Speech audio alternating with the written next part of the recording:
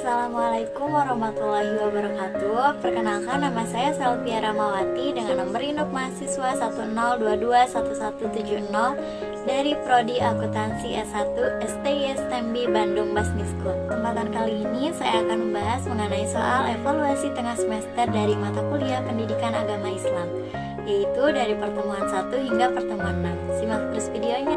Bismillahirrahmanirrahim. Innalhamdalillah nahmaduhu wa nasta'inuhu wa nastaghfiruh wa na'udzu billahi min syururi anfusina wa min sayyiati a'malina may yahdihillahu fala mudilla lahu wa may yudlil fala hadiya lahu.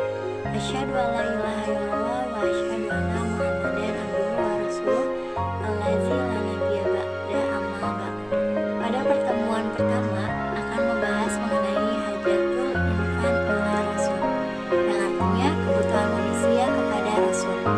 Setiap manusia diciptakan oleh Allah SWT dengan fitrah bersih, suci, dan mempunyai kecenderungan yang baik dan positif, yaitu ke arah Islam. Rasulullah SAW memberikan panduan kepada umat manusia. Yang pertama yaitu al-insan, artinya manusia yang diciptakan oleh Allah SWT, yang diberikan banyak kelebihan keutamaan dibandingkan dengan makhluk lainnya. Yang kedua ada yang dimaksud dengan fitrah. Fitrah adalah menilai baik buruknya diri sendiri juga masyarakat.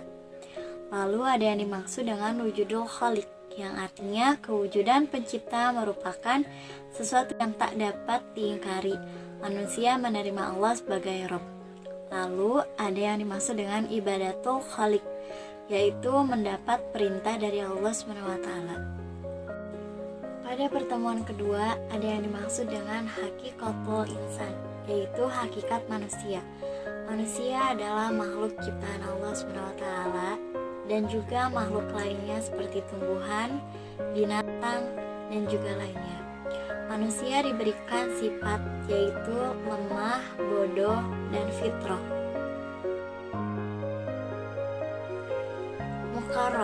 Mukarram artinya dimuliakan.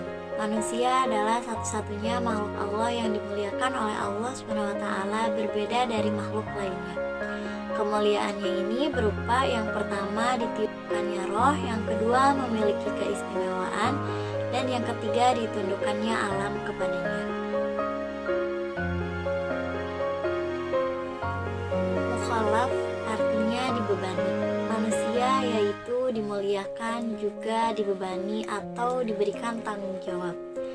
Ada dua beban yang diberikan kepada manusia. Yang pertama itu ya, sebagaimana firman Allah SWT dalam Quran surat Az-Zariyat, yang artinya aku tidak menciptakan jin dan manusia melainkan untuk beribadah kepadaku. Dan yang kedua yaitu khilafah. Allah menjadikan manusia di muka bumi ini sebagai khalifah, yaitu pemimpin.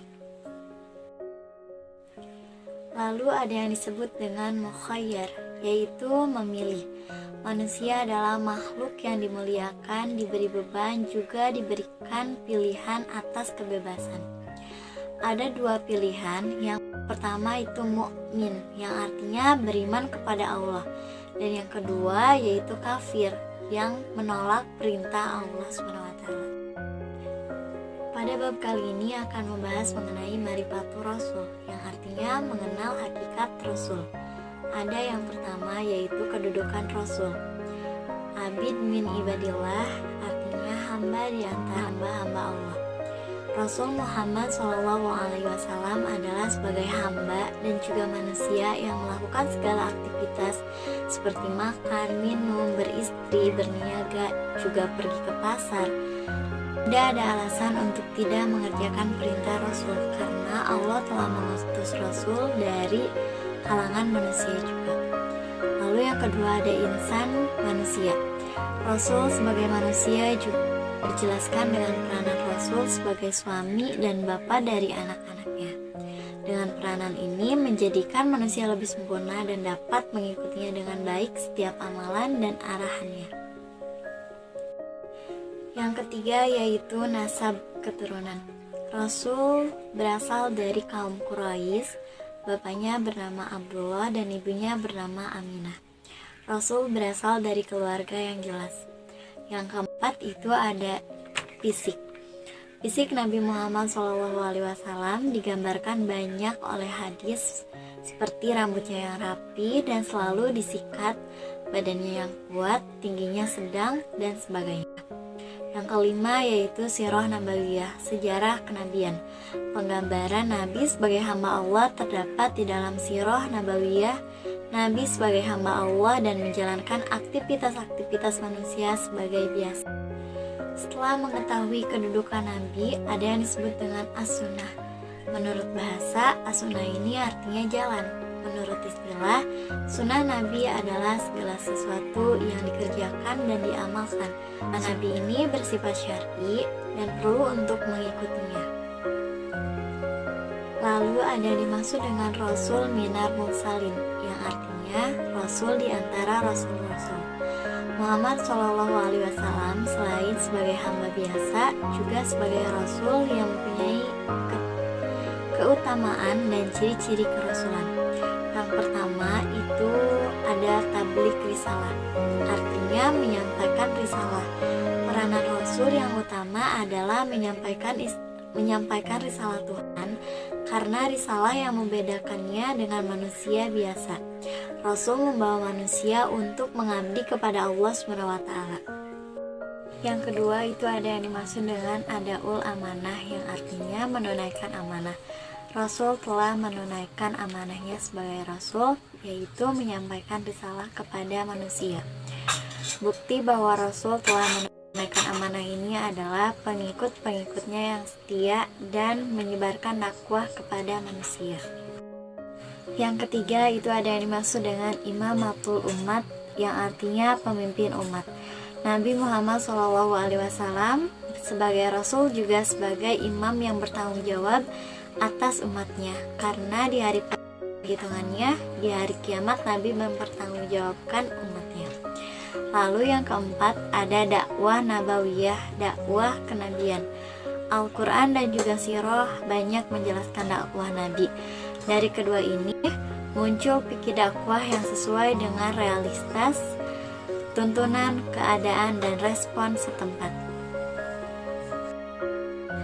Pada bab terakhir akan menjelaskan tentang wazifatul Rasul, yang artinya tugas Rasul.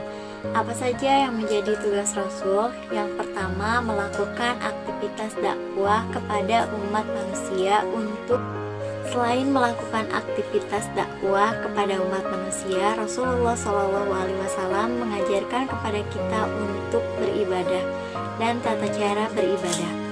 Lalu ada pedoman kehidupan, yang dimana Allah SWT berfirman dalam Quran surat Ali Imran ayat 19, yang artinya sesungguhnya agama yang diridhoi di sisi Allah hanyalah Islam. Lalu ada pengarahan dan juga nasihat. Setelah menjelaskan tentang wazifatul Rasul, tugas Rasul, ada 4 contoh strategi dakwah Nabi Muhammad SAW. Di antaranya yaitu yang pertama, dakwah secara sembunyi-sembunyi atau sering disebut dengan sirriyah. Yang kedua, memanfaatkan perlindungan Ali bin Abi Thalib ketika melaksanakan dakwah zahiriyah atau terang-terangan. Yang ketiga, metode pembinaan umat secara sembunyi-sembunyi di rumah Arqam bin Abil Arqam. Yang keempat, memerintahkan pengikutnya hijrah ke Habasyah atau kerajaan Kristen. Cukup sekian yang bisa saya sampaikan. Ditutup dengan doa, Rabbana atina fid dunya hasanah wa fil akhirati hasanah wa qina azabannar. Aqulu qouli hadza wa astaghfirullah wa lakum. Wassalamualaikum warahmatullahi wabarakatuh.